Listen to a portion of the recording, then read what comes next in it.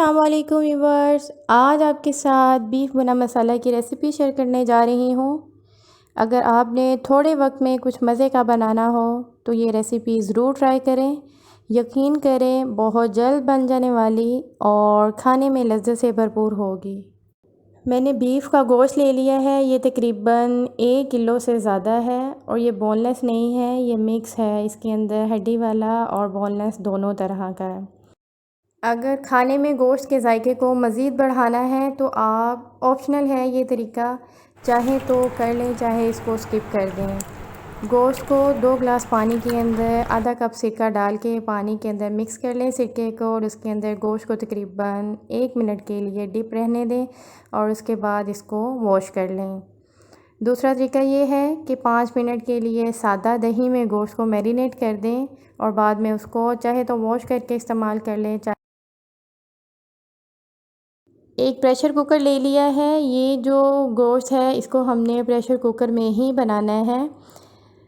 इसके अंदर मैंने वॉश करके गोश्त को डाल दिया है। अब इसके अंदर कटी हुई प्याज और 2 खाने के चम्मच मैंने अदरक लहसुन को ऐड कर दिया है और इसके अंदर अब मसाला जात ऐड करेंगे जो कि कुछ यूँ हैं। लाल मिर्च पाउडर 1 टेबल स्पून, कुटी हुई लाल मिर्च हाफ़ टेबल स्पून, हल्दी हाफ़ टेबल स्पून, नमक हस्बे ज़ायका, भुना पिसा हुआ धनिया हाफ़ टेबल स्पून। अब इन तमाम मसालों को ऐड करने के बाद इसके अंदर मैंने 1.5 गिलास पानी का ऐड करके इसको अच्छे तरीके से मिक्स कर दिया है। अब हमने इसको 15 मिनट के लिए वेट लगा देनी है ताकि जो गोश्त है वो गल जाए, लेकिन गोश्त को मुकम्मल तौर पर गलाना नहीं है। 15 मिनट बाद आप देख सकते हैं कि गोश्त में आपको पानी नज़र आ रहा होगा। अब फ्लेम ऑन करके इसका पानी खुश्क करेंगे और साथ ही इसमें कटी हुई टमाटर, आधा कप दही और मैंने 3 अदद ये बड़े साइज़ की हरी मिर्च थी, उसकी मैंने कटिंग करके ऐड कर दिया है। और जो टमाटर थे ये 2 मीडियम साइज़ के थे जो काट के डाले हैं। इसकी भुनाई तकरीबन 5 मिनट तक करेंगे।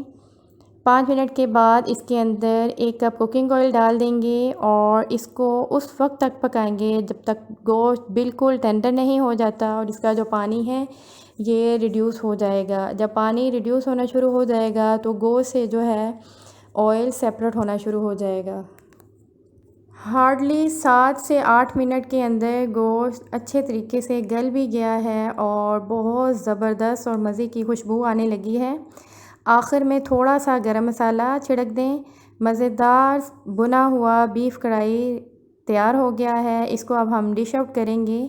आप देख सकते हैं कि कितनी जल्दी और मज़ेदार और जायके से भरपूर हमारी कढ़ाई बन गई है। बहुत कम वक्त में ज़बरदस्त सा गोश्त बना है जो कि किसी भी बड़े रेस्टोरेंट की कढ़ाई से कम नहीं है। आप भी इस रेसिपी को ज़रूर ट्राई करें, ये बहुत जल्द बन जाने वाली है और बहुत मज़ेदार बनती है। वीडियो अच्छी लगे तो लाइक और शेयर करना मत भूलिए। चैनल को सब्सक्राइब ज़रूर कर दीजिएगा। एक नई और मज़ेदार सी रेसिपी के साथ फिर मुलाकात होगी। अल्लाह हाफ़िज़।